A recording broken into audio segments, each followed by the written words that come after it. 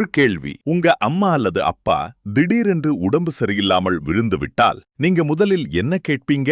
Doctor எங்கே என்பீங்களா அல்லது 100 ரூபாய் இருக்கா என்பீங்களா? ஆனால் சிலருக்கு அரசு மருத்துவமனைக்குள் நுழைவதற்கே அந்த கேள்வி வருகிறது. விவசாயி கஷ்டப்படுகின்றனர், தொழிலாளி அலைகிறார். இவர்களுக்கு உடல்நலம் பாதிக்கப்பட்டால் அவர்கள் மருத்துவமனைக்கு செல்வார்கள்.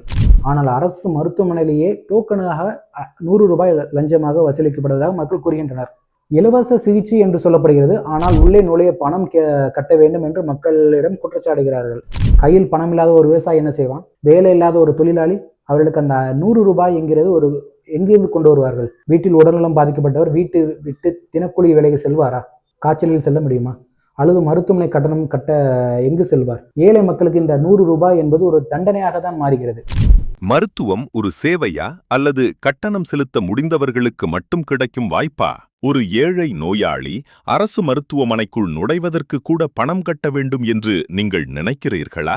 உங்கள் கருத்தை பதிவு செய்யுங்கள்.